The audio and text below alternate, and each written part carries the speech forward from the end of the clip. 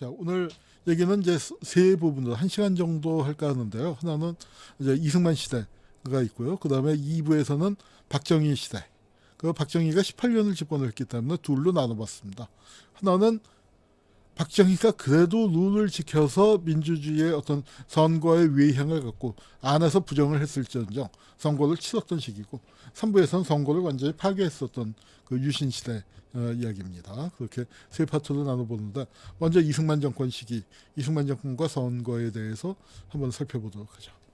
자, 요 얘기는 지난번에 이제 할 때 우리 그 대의민주주의 역사할 때 이제 잠깐 그 보여드렸고, 그때 여성참정권 얘기는 그때 했기 때문에 여성참정권 얘기는 오늘 그 다시 하지는 않겠습니다. 근데 우리 총선거가 50선거라고 하죠. 50선거가 우리 역사에서 최초의 보통선거로서 치러졌습니다. 안타까운 게 전 한반도에서 실시되지 못하고 남쪽에서만 실시됐죠. 그리고 선거가 실시된 지역에서의 유일한 합법정부로 대한민국 정부가 수립됐습니다. 그래서 여기서 좀 단서조항이 붙어요. 선거가 실시된 지역에서의 유일한 합법정부라는 건 무슨 뜻이냐면, 원래 선거는 한반도에서 실시가 돼야 하는데 한반도 전체에서 실시되지 못하고 38도선 이남에서만 그 선거가 실시됐습니다. 그래서 38도선 이남에서 대한민국 정부가 유일한 합법정부다. 이게 많은 사람들이 오해하는 게, 한반도 전체에서 유일한 합법정부라고 유엔이 승인했냐면 조금 뉘앙스가 다른 거예요. 선거가 실시된 지역입니다. 그리고 선거가 실시된 지역에서 유일한 합법정부라는 건 뭐냐면, 이제 공산주의자들이 지하에서 그 인공정부라고 그랬죠. 인공이란 걸 만들어서 인민공화국 깃발 들어도 그걸 유엔이나 국제사회에서 인정하지 않겠다. 이 선거가 실시된 38도선 이남 지역에서는 대한민국만이 합법적인 정부다. 이제 그런 뜻입니다. 그렇게 해서 이제 선거가 실시됐는데, 자, 이게 안타까운 게 뭐냐면은, 선거가 실시되고 정부가 수립되면은 축제 분위기에서 했어야 할 거 아닙니까? 나 안타깝게 그러지 못했어요. 대한민국 정부 이 50선거에 대한 반대도 굉장히 많았습니다. 축제로 치러지지 못하고 반대가 오히려 더 많았던 선거. 잘 모르겠어요. 아마 제가 1948년에 성인이 돼서 살았더라면 저도 반대하지 않았을까 싶은, 이제 솔직히 그런 마음입니다.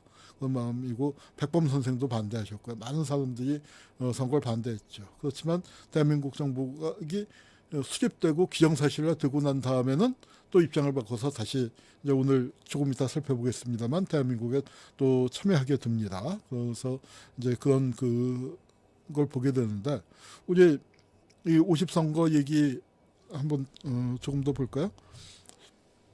자, 이거 보세요. 동대문 경찰서라고 되어 있는데 총을 걸어놓고 있죠. 총을. 이건 뭡니까? 살벌한 분위기. 이런 분위기에서 선거가 실시됐어요. 그러니까 뭐냐면은, 여차직하면 이제 좌익 쪽에서 뭐 선거를 방해하기 위해서 관공서들을 습격하는데 저렇게 총을 걸어놓고 있는 살벌한 분위기였습니다. 근데 저 사진을 제주 4.3 사진하고 비교해 보면은, 야, 4.3이 훨씬 더 무서워요. 저 총은 각도가 어떻게 되어 있습니까? 하늘로 위로 올라가 있죠. 그런데 4.3에서는 총구가 카메라하고 눈높이가 같아요. 카메라가 총구를 그냥 찍고 있죠. 그러니까 뭐냐면 4.3이 훨씬 더 위급한 그 상황입니다. 우리 정광석님, 와우 살벌하다라고 해주셨지만 제주 4.3은 더 살벌했습니다. 그래서 이게 이제 이렇게 이런 상황이었고, 많은 사람들이 또 선거 방해하다 붙잡혀 가기도 했고 그렇습니다. 그래서 이제 대한민국 정부가 출범을 했죠. 근데 이 선거에는 당연히 백범 선생은 남북 협상을 가나고 참가 안 했고요. 그리고 그 재헌국회는 다른 국회하고는 달리 다른 국회의원 선거와는 달리 임기가 2년이었습니다.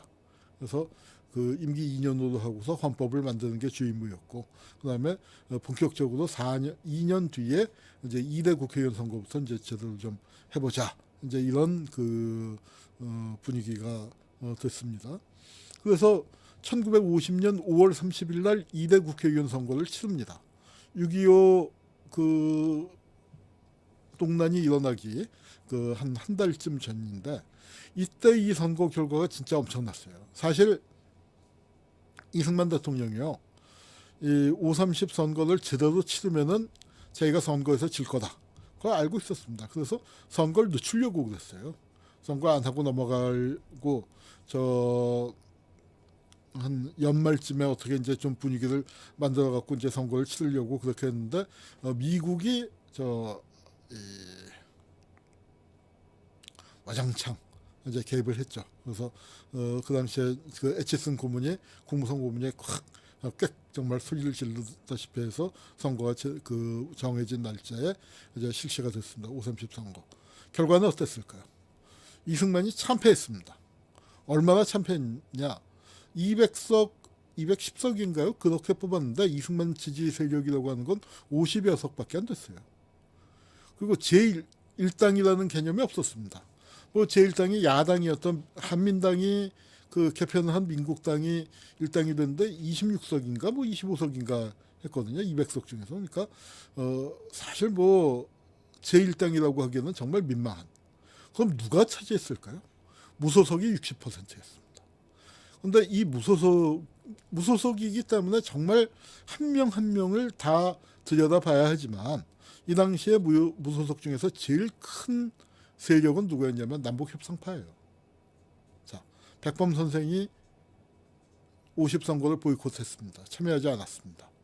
그래서 이제 이승만 추정제도는 백범을 뭐 대한민국 건국을 반대했고 어쩌고 한 거죠. 분단 정권의 수립을 반대한 겁니다. 그러다가 백범 선생을 암살하지 않았습니까? 왜냐하면은 대한민국 정부 수립이 기정사실화됐기 된 상황에서 백범이 1950년 대통령 선거와 1950년 국회의원 선거에 반드시 참여할 것이다. 백범과 그 추종자들이 참여할 것이다가 예상되고 있었고 그렇기 때문에 백범을 죽인 거예요. 백범 선생이 1950년 그 국회의원 선거에서 엄청난 영향력을 발휘할 수밖에 없겠죠. 국민들이 분단이 기정사실화된 거에 대해서 다 충격을 받았거든요. 충격을 받고 그런 속에서 뭔가 통일을 해보자. 통일의 주역이 백범이 될 거 아닙니까? 그러니까 이승만계에서 계열 쪽에서 제거를 한 겁니다. 그래서 백범은 비록 하셨지만 남북협상파들이 있잖아요. 남북협상파들이 5.30 선거에 대거 출마합니다. 남북협상파의 핵심 요인들이 죄다 당선이 됐어요. 그 선거구를 또 일부러 그 이승만 정권이나 미 군정에서 핵심 요인들이 자리 잡고 있는 선거구에 나갑니다. 그래서 그래갖고 예컨대 이승만 정권의 그 이제 미 군정 경무부장을 지냈고 이승만 정권에서도 요직을 잡은 조병옥 있죠. 유명하지 않습니까? 조병옥이 성북구가 그 구역이었는데요. 선거구였는데 성북에 누가 출마했느냐? 우리 건국강령을 만든 조소왕 선생이 나갔습니다. 조소왕 선생이 나가서 거기서 말이죠. 정말 만방으로 이겼습니다. 조병옥이라면은 그 당시에 대한민국 사람 중에서 이승만 다음으로 유명한 사람이에요. 미 군정 경무부장이라는 자리가 뭐냐면은 미 군정 내에서 조선 사람으로서 가장 높은 자리고 가장 막강한 자리였거든요. 그러니까 3년 동안 내내 신문에 떠들썩하게 거의 매일 나오다시피 한 지명도 전국 짱이었던 사람. 그 사람을 상대로요. 전국 최다 득표를 했습니다. 그게 그 당시의 분위기예요. 그래서 남북협상의 핵심으로 갔었던 분들이 죄다 요인으로 쫙 등장을 했고 그 분들과 손을 잡고 있었던 그 무소속이 대거 뭐 정확하게 제가 세어보지는 않았습니다만 거의 뭐 절반을 육박하는 그 그룹이 사실상 제1당이 되는 거예요. 남북협상파가. 그렇게 되니까 이승만은 어떨까요? 여러분 그때는요 대통령을요 국회에서 뽑았습니다. 재헌국회의원 선거에서도 이승만 국회에서 뽑았고요. 2대 대통령 선거 52년에 예정돼 있었죠. 그런데 거기서 어떻게 됩니까? 여기 이렇게 남북협상파가 대거 진출했으니까 분단 정권을 수립한 이승만을 뽑아줄까요? 안 뽑아줄까요? 당연히 안 뽑아주죠. 당연히 안 뽑아주니까 이승만으로서는 이제 재선이 되기는 글렀구나. 국회의원 선거 딱 치러놓고 나서 보니까 그런 상황이 된 거죠. 누가 살려줬을까요? 뭐 의도하진 않았지만 김일성이가 이승만 명주를 연장해 줬습니다. 전쟁이 터지는 바람에. 전쟁이 터진다면 어떻게 됐을까요? 자, 이 재밌는 그 역사가 만들어집니다. 우리 87년 6월 항쟁 때 보면은 대통령 직선제를 하자고 난리를 쳤죠. 대통령 직선제를 못 해갖고 우리가 이제 유신 때, 이 박정희가 우리한테 투표권을 뺏어가지 않았습니까?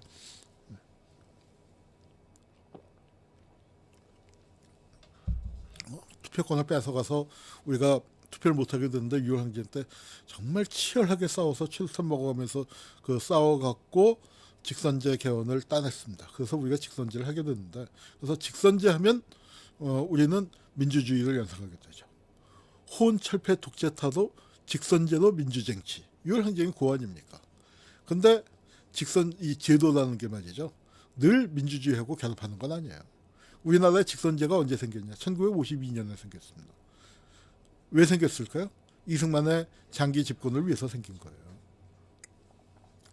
여러분 보세요. 직선제, 그러니까 52년에 대통령 선거를 치렀으니까 전쟁 중 아닙니까?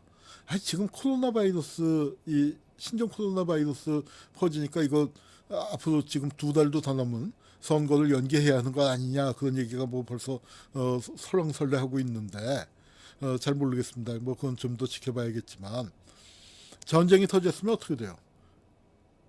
야, 이거 직선제 하다가도 간선제를 해야 하는 게 아닌가, 그런 논의가 나올 판인데, 우리는 헌법에 간선제로 되어 있는데 그걸 직선제로 고쳤습니다. 자, 이 직선제 고치는 얘기가 바로 그 유명한 부산정치파동입니다. 발췌 개헌안이라고 하는데, 여기 지금 그 사진에 버스 보이시죠? 저게 부산정치파동을 상징하는 유명한 사진인데, 저 버스에 누가 타고 있을까요? 국회의원들이 타고 있는 거예요. 국회의원들이.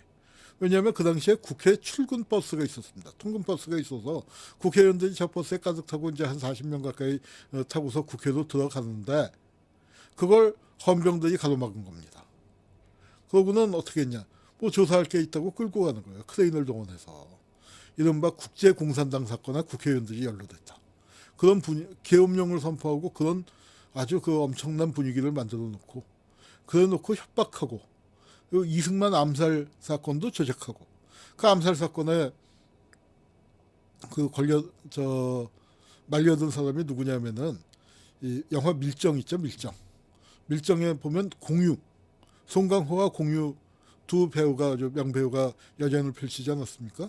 그 공유가 맡은 역이 김시현이라는 분을, 그 분의 이야기를 이제 공유가 그 배우로서 역할을 했는데, 그 공유의 실제 모델이었던 김시현 선생하고 그분하고 같이 활동을 했었던 의열단원 유시태라는 분이 있어요. 유시태, 그러니까 유시민의 먼 친척 형입니다. 하회유 씨, 유성룡, 그 유은룡 그 형제분의 자손들이죠. 그분이 이렇게 이제 의열단에서 정말 총을 빵 겨누려고 이승만한테 이렇게 꺼내서 겨누려고 하는, 이렇게 총을 머리에 이렇게 들고 있는 순간이 사진 찍힌 게 있어요. 그 사진을 제가 갖고 있습니다. 원본을 제가 갖고 있는데, 뭐 기가 막힌, 정말 그런 그 쇼를 해갖고, 부산정치파동 내란이죠. 우리 역사에서 내란이고, 저희가 반헌법 행위자 열전에서 이 내란으로 규정해서 이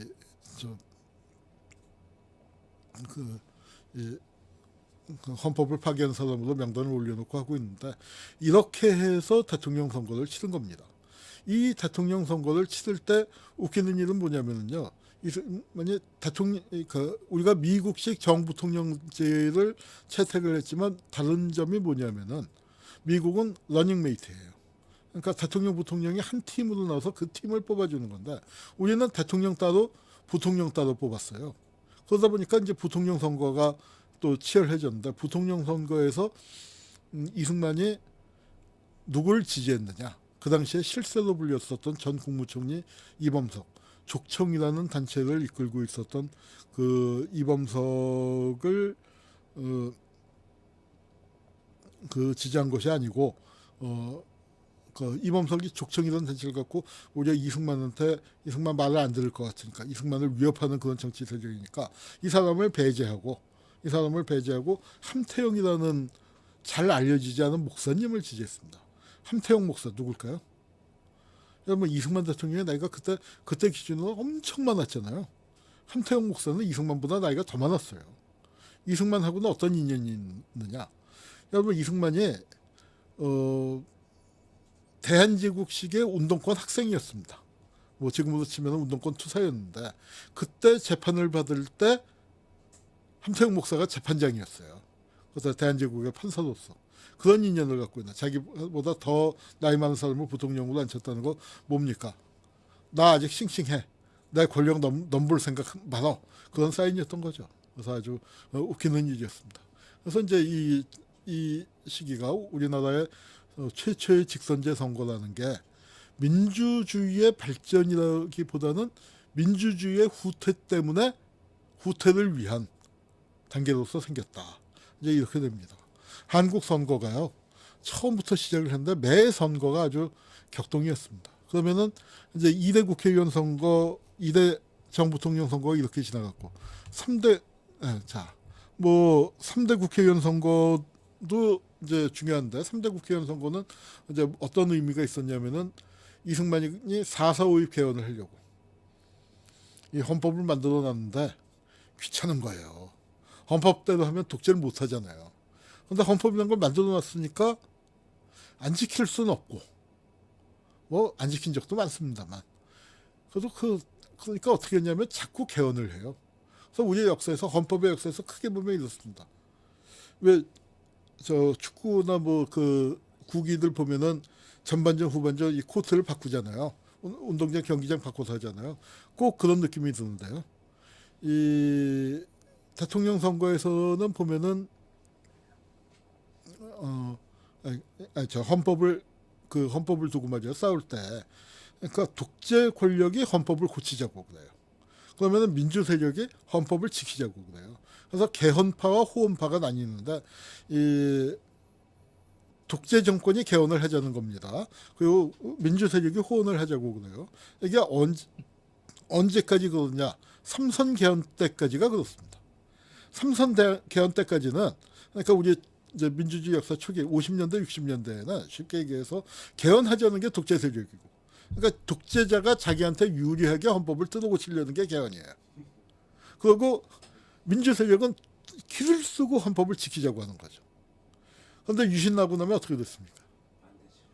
독재자가 지 마음대로 헌법을 만들어 놨잖아요. 그러니까 민주 세력이 헌법을 고치자고 하고, 저 독재자가 헌법을 지키자고 합니다. 이게 언제까지 갑니까? 유신에서부터 호헌철폐 독재타도 외치던 6월 행진까지가 그렇습니다.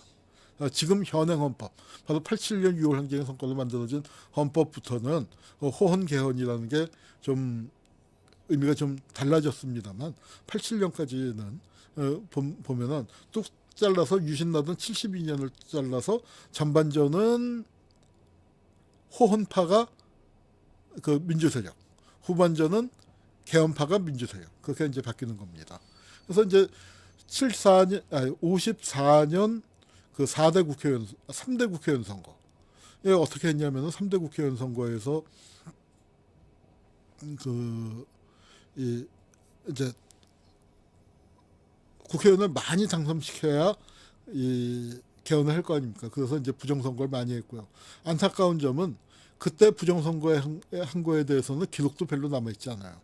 저희가 그 반헌법 행위자 열전을 피면서 3.15 부정선거만이 아니라 56년 대통령 선거, 54년 국회의원 선거 다 부정선거인데 하면서 자료를 찾았는데, 아이고 자료가 신문 쪼가리 몇 개밖에는 찾지를 못해갖고 그쪽은 반헌법 행위자를 제대로 선정을 하지 못했습니다. 그렇지만 그 당시에 경찰 책임자였던 김종원, 학살의 주역이기도 하죠. 이런 사람들이 아주 이제 못된 부정선거를 했던, 재행했던 사람들입니다. 그렇게 해서 개헌을 한 게 뭐냐면 4.4.5.입 개헌인데, 뭐냐면 대통령을, 우리가 직선제 대통령 선거에서 임기 제한이 있어요. 지금은 우리는 굉장히 세게 단임제였는데 보통 4년 중임제를 많이 채택하죠. 그러니까 임기 4년이고 한 번 더 할 수 있게. 그래서 우리도 그랬는데 뭐냐면은 초대 대통령에 한하여 중임 제한을 받지 않는다. 그런 조항을 헌법에 집어넣으려고 했던 거예요. 왜 4.4.5.입 개헌이라고 했느냐? 그렇게 해서 했는데 지금 숫자가 136.666인가 그랬을 거예요. 그 개헌 저지선이. 그렇게 됐는데 딱 136표인가가 나온 겁니다. 4.4.5입을 하니까 137표가 되잖아요. 그 136.666보다 많이 나와야 개헌안이 통과된 건데 딱 136표인가가 나온 거예요. 그랬더니 국회에서 부결을 시켰는데 이승만이가 자네들은 수학을 못하는구만. 4.4.5입을 해야지. 133.3333입니다. 제가 착각을 했는데. 그런데 133표가 나왔던 거예요. 133.3333이니까 왜 134야? 133으로 해야 하고 133표 나왔으니까 통과된 거구만. 그래갖고 다음날 야당 의원들은 어저께 이제 우리 한 건에서 그 개헌안을 마수하고 신난다고 국회에 갔는데 국회 부의장이 나서 우물우물 하더니 어저께 그 계산을 잘못했습니다. 통과됐습니다. 땅땅땅 한 아주 쇼쇼쇼를 했습니다. 그렇게 해서 이승만이 이제 다시 나오게 된 거예요. 그게 56년 대통령 선거인데 이 선거에서 우리 대통령 선거 역사상 또는 한국 정치사상 가장 강력한 구호가 나왔습니다. 못 살겠다 가다보자. 못 살겠다 가다보자. 이 구호만큼 강력한 구호는 전 없었다고 생각해요. 한국 정치에서. 그래서 못 살겠다 가다보자의 주역으로 신익희 후보가 나서서 돌풍을 일으켰죠. 한강 백사장에서 유세를 하는데 30만 인파가 모였습니다. 우리가 이제 촛불을 지르고 나니까 뭐 200만, 300만이 우습지만요. 어마어마한 거예요. 30만이라는 게 뭐냐면은 그 당시에 서울 시민이 120만이었거든요. 그러니까 지금으로 치면은 서울 시민의 4분의 이게 나온 거니까 뭐 어마어마한 숫자가 나온 거죠. 어마어마한 숫자 나왔는데 이제 그렇게 돼서 모여서 이거 신익희로 정권 교체가 되겠구나 했는데 어떻게 됐습니까? 털커덕 돌아가셨어요. 우리 선거 역사에서 아마 제일 드라마틱한 부분이 아니었나 싶어요. 그렇게 이제 강력하게 나가다가 딱 돌아가셔 버리니까. 자, 이게 제가 얘기를 너무 자세하게 하고 있나 봅니다. 우리 이거 1시간 안에 하려면은 이렇게 자세하게 못하는데 어쨌거나 돌아가셨어. 어디서 돌아가셨냐면 대전에서 이기 지금은 익산이라고 이름을 바꿨죠. 글로 내려가는 기차 속에서. 그래서 이 신익희 선생의 추모가가 잘 있거나 나는 간다 이별의 말도 없이 떠나가는 새벽 열차 대전발 0시 50분. 그거에 대전발 0시 50분 노래가 그겁니다. 그리고 이제 그 신익희 선생이 돌아가시니까 시민들이 경무대 앞에서 시위를 하고 거기에 또 발포해서 사람들이 죽고 하는 이제 그런 불상사가 있었습니다. 그런 불상사가 있었는데 신익희 선생의 죽음에 대해서는 지금도 의혹이 많이 제기됩니다. 대전에서 건강하셨던 분이 밤에 기차 안에서 갑자기 심장마비로 돌아가셨는데 정확한 내용은 알 수 없습니다. 왜냐하면 부검을 하지 않았기 때문에. 그 당시만 하더라도 유교적인 관념이 심해갖고 돌아가신 분의 시신에다 칼을 댄다. 상상을 하지 못할 때였고 또 이승만 독재정권 하에서 부검을 했다는들 그 사인이 제대로 밝혀졌을지 의문이기도 하고 그래서 그냥 이제 부검을 안 했기 때문에 신익희 선생의 진짜 사인을 정확히 알 수는 없습니다. 근데 뭐 우리가 확증이 없기 때문에 독살당했다 그렇게 얘기하기는 힘들지만 그렇게 얘기하는 사람들도 있습니다만 뭐 저는 그렇게까지 얘기하기는 좀 어려운데 참 의문이 많은 죽음인 거는 틀림이 없습니다. 그렇게 해서 신익희 선생이 돌아가시고 그건 어떻게 됐을까요? 사실은 반 이승만 전선이 제대로 구축됐으면은 다른 야당 후보한테 표를 몰아줘야 하지 않겠습니까? 그때 누가 있었냐면은 조봉암 선생이 있었어요. 조봉암. 근데 이제 선거 구도가 이승만과 신익희가 팽팽하게 맞서고 좀 떨어져서 조봉암이 두 분을 추격해가는 그런 구도였는데 신익희 선생이 갑자기 돌아가셨습니다. 그랬더니 신익희를 지지했던 표가 조봉암한테 많이 몰린 거예요. 조봉암한테 몰려갖고 조봉암한테 몰려서 조봉암이 이제 아주 무섭게 이승만을 추격해왔죠. 그럼 민주당은 어떻게 했을까요? 조봉암을 지지하고 정권이 교체된 다음에 공동정권으로 가자 뭐 이런 협상을 하는 게 마땅할 텐데 놀라운 건 뭐냐면 신익희를 그냥 유권자들한테 신익희 찍으라고 그랬어요. 투표용지에 신익희 인쇄돼 있으니까 거기다 찍으라고. 그럼 뭐가 됩니까? 무효표가 되죠. 무효표가 많이 나오면 누가 당선돼요? 당연히 이승만이 당선되죠. 즉 당시의 야당은 진보적인 조봉암이 당선되는 걸 원치 않았던 겁니다. 무슨 뜻입니까? 바로 야당이 훨씬 더 보수적이었다. 우리 그 정당의 역사에서 나오고 그때도 이제 한마디 했었습니다만 정통 보수야당 한민당이라는 의 맥을 기생했다. 그래서 이제 그 조봉암을 지지하지 않았고 또 우리 여당사의 아주 부끄러운 순간, 부끄러운 장면입니다만 조봉암이 탄압을 받아서 그 진보당이 해산을 당하고 조봉암이 사형을 당할 때 민주당은 가만히 있었습니다. 못 본 척하고 있었습니다. 그래서 그런 상황이었죠. 그래서 이제 이 선거 못 살겠다 가다보자 하면서 이승만과 붙었던 56년 대통령 선거가 기가 막힌 드라마를 연출했는데 56년 선거에서는 이런 얘기가 나왔습니다. 조봉암이 투표에서 이기고 개표에서 졌다. 이때 부정선거가 엄청났거든요. 신익희 선생이 여기 이제 돌아가신 사진을 제가 준비했네요. 신익희 선생이 2기에서 심장마비로 돌아가셨고 호남 유세를 가다가 차중에서 발병했다. 그래서 떠나가는 새벽 열차 대전발 0시 50분을 타고 가다가 돌아가셨습니다. 이게 이제 부정선거 증거인데요. 부정선거의 역사만 갖고 따로 하나를 해도 얘기가 되겠네요. 저게 뭘까요? 저 묶음 다발 있죠? 정말 말도 안 되는 거예요. 그러니까 개표를 하는데 말이죠. 개표 어디서 하냐면 학교 강당 같은 데서 해요. 중고등학교 강당이나 아니면 교무실이 옛날에는 넓었죠. 그 교무실 책상 다 치워놓고 이제 거기서 쫙 개표를 하는데 한참 개표하고 있는데 불이 나갑니다. 옛날엔 정전이 잘 됐어요. 정전이 잘 됐는데 이 개표 한참 하고 있는데 불 나가면 황당할 거 아니에요. 근데 불 나가면 어떻게 되냐면 야 불 켜 뭐 어떻게 된 거야 하는데 후두둑 뚝딱 소리가 나고 빡 하고 이제 비명 소리가 나는 거예요. 뭐 그 사이에 이제 뚫겨 패고 이제 난장판이 벌어지고 그러다가 한 30분 지난 다음에 불 들어와요. 개표를 시작해야 하는데 보면은 그 조봉암 쪽 참관인만 머리 깨져서 자빠져 있는 거예요. 그리고 대통령 선거를 이제 개표를 하는데 보니까 아니 1000명이 투표했는데 투표용지가 1001장 나와도 이거 큰일 날 일 아닙니까? 그런데 뭐 1500장, 2000장 막 나오는 거예요. 막 나와. 그러니까 투표한 사람보다도. 그러니까 불 꺼진 사이에 가서 이제 표를 막 그 투표함에다가 표를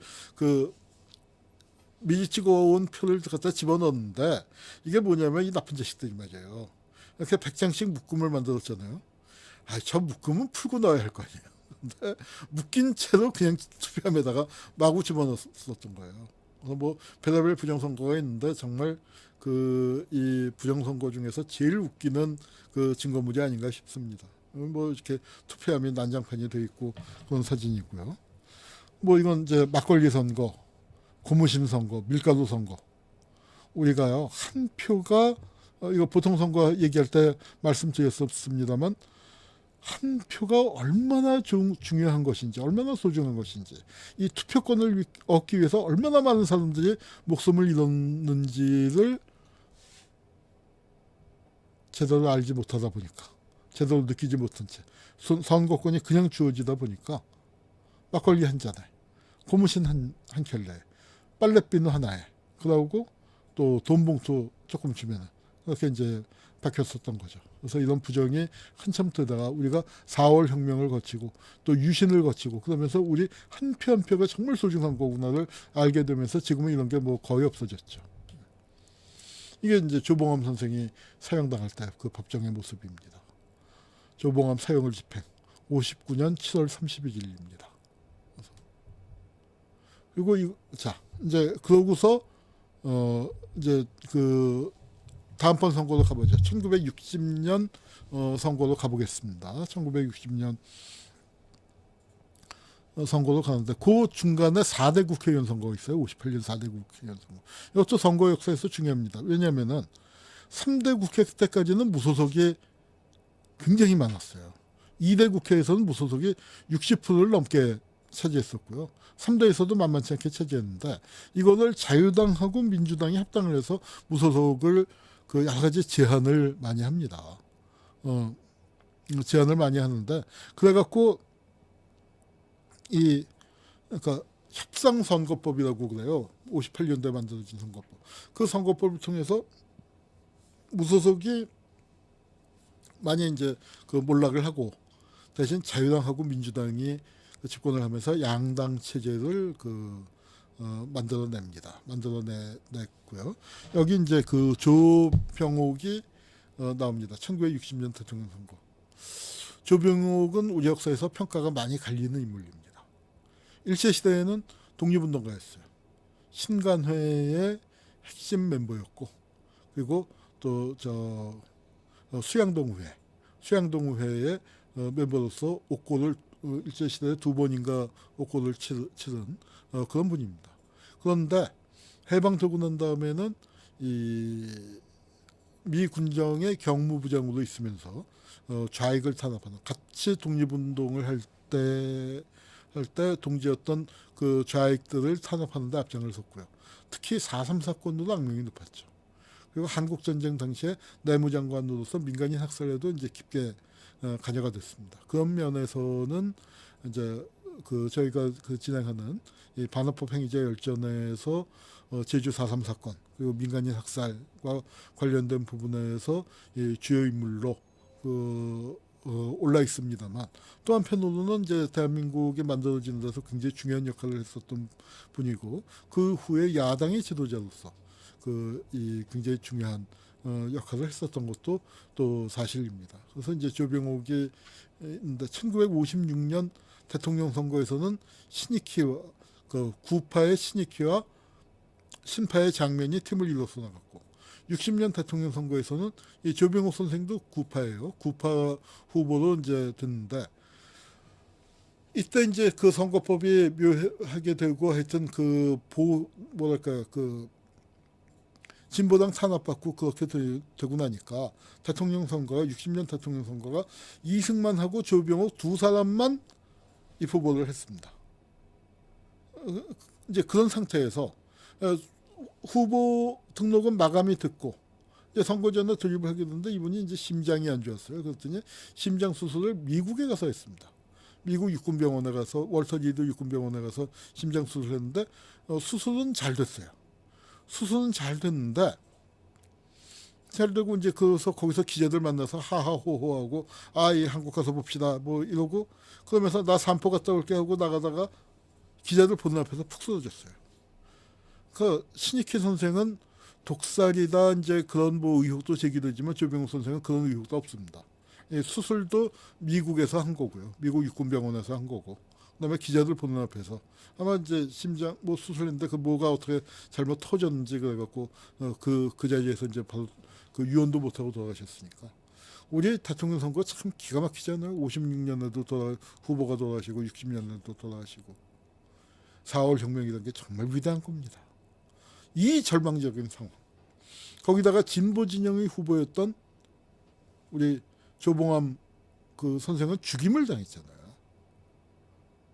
신익희 선생 의문의 죽음. 조봉암은 조병옥 박사는 자연사였다면 조봉암은 죽임을 당하는 그런 절망적인 상황에서 학생들이 굽히지 않고 들고 일어난 겁니다. 그게 이제 3.15 부정선거에 대한 항거. 이것이 이제 4월 혁명으로 이어지는데요. 3.15 부정선거에 대한 항거는 대통령 선거는 이미 끝난 거예요. 형식적으로 선거를 치러서 그러니까 선거 승리 요건은 뭐 유효투표 3분의 1인가 뭐 하여튼 이제 그게 나와야 하는 이제 그게 있었지만 이미 뭐 이승만이 단일 후보니까. 그런데 왜 부정선거를 했겠습니까? 그거는 부통령 자리를 놓고 한 거죠. 56년 대통령 선거 때 조봉암이 하도 이제 기세 좋게 치고 올라오니까 야당이 조봉암 막다가 부통령 자리를 내줬습니다. 민주당한테. 근데 어때요? 너무 불안한 거죠. 왜? 그때 이승만 나이가 82이거든요. 언제 죽을지 모르잖아요. 그런데 대통령이 죽으면은 대통령 자리가 부통령한테 넘어간단 말이에요. 그러니까 정권이 그냥 통째로 저 민주당한테 넘어갈 수 있는 상황이니까 얼마나 불안해요. 그래서 어떤 일이 벌어졌냐? 장면 부통령을 암살하려고까지 했습니다. 장면 부통령 암살 시도까지 있었는데요. 하여튼 그 총이 빗나가서 이제 왼손에 총을 맞고 이렇게 하고 고통스럽게 있는 이제 그런 장면이 남아 있습니다. 그런 장면이 남아 있는데 하여튼 그렇습니다. 그래서 1960년 부통령 선거를 치르는데 장면 부통령이 이제 계속 인기가 있었고 장면 부통령이 대구에 유세를 갔어요. 부통령 선거 유세를 가니까 어떤 일이 벌어졌냐. 고등학생들이 유세장에 참여하지 못하게. 지금은 이제 고등학생들이 투표권이 없다가 유세 생겼고 그때도 투표권은 없었습니다만 문제는 뭐냐면 고등학생들이 여론 형성에 중요한 역할을 해요. 왜냐? 대한민국 국민들 중에 그때까지만 해도 고등학교 다니는 사람이 많지 않았던 거예요. 진짜 고등교육이에요. 문자 그대로. 그러니까 고등학생이 많은 경우에 자기 집안에서 제일 교육을 많이 받은 게 고등학교 다니는 애들이에요. 그러니까 부모가 물어봐요. 학교에서는 누가 제일 똑똑하다고 그러든 누가 될 것 같다고 그래. 누가 제일 좋대. 선생님은 뭘 하시든. 그러니까 고등학생들이 여론에 굉장히 중요한 영향을 미치는데 장면 부통령 유세에 고등학생들이 참가해서 민주당을 지지할까봐 어떤 일을 벌였냐. 2월 28일 날 대구에서 유세가 있는데 2월 28일이 일요일이에요. 일요일 날 고등학생들을 등교시켰습니다.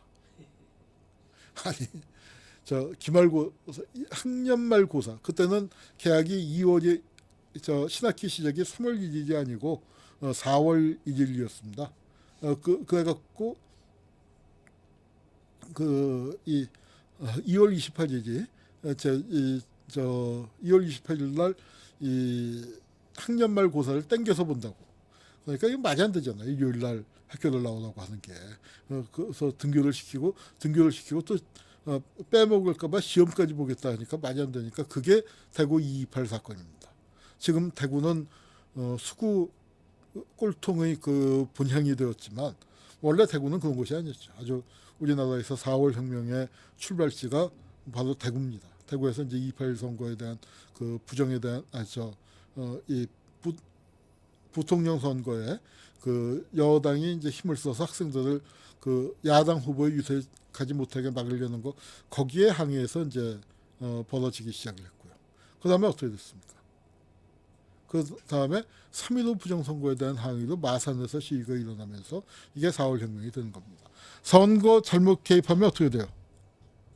여러분, 최인규, 이강학, 한희석의 사형이 실제로 집행된 건 최인규 한 사람이었습니다만 사형이 선고됐습니다. 뭐라고요? 3.15 원흉 28명. 이거 재판 언제 했을까요? 박정희 시절입니다. 혁명재판소예요. 혁명재판소. 즉 박정희가 만든 재판소예요. 삼권 분립돼 있던 시절 아닙니다. 그 시절에 박정희가 집권하고서 어떻게 했어요? 부정선거하면 죽여버린다. 실제로 최인규 죽였습니다.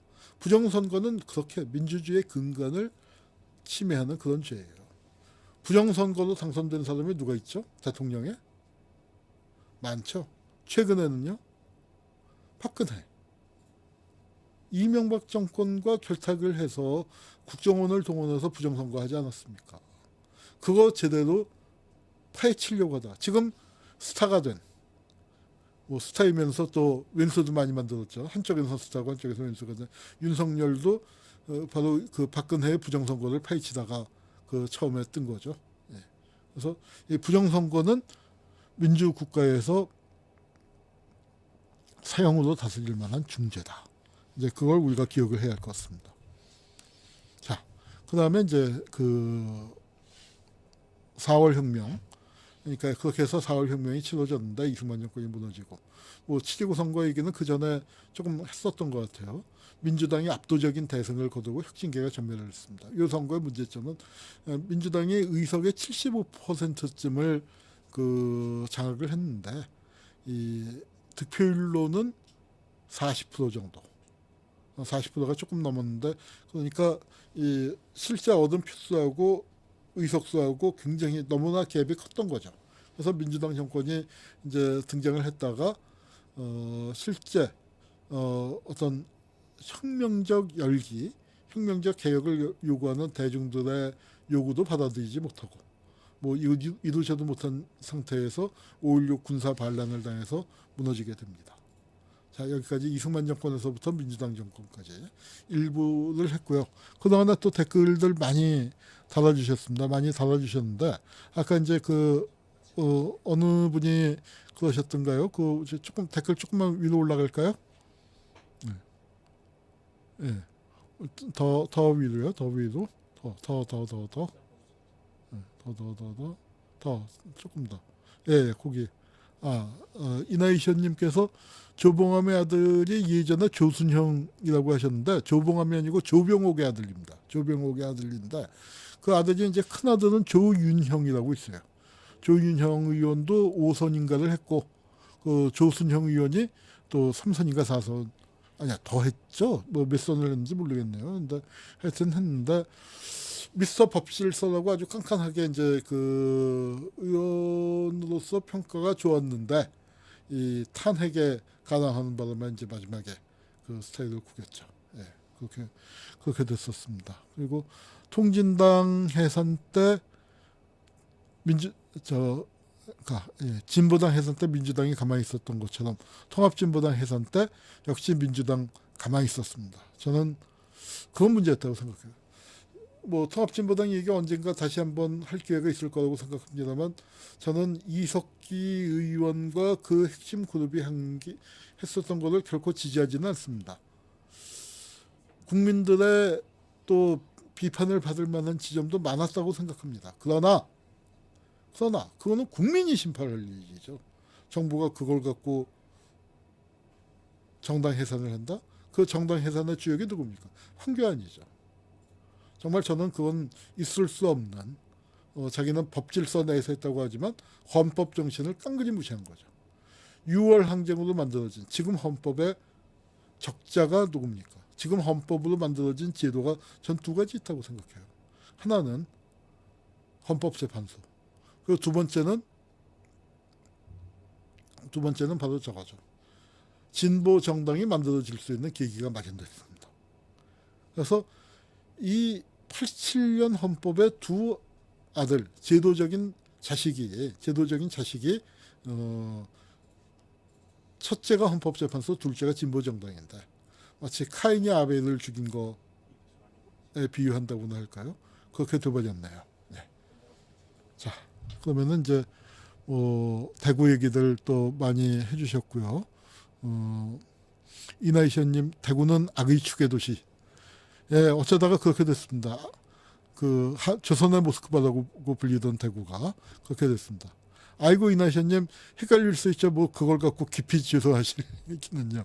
제가 그래서 그거 아닙니다. 그저 죄송하실 거 아니고 저도 가다 오다 많이 헷갈리고 많이 기억 안 나고 그럽니다. 병가지 성사입니다.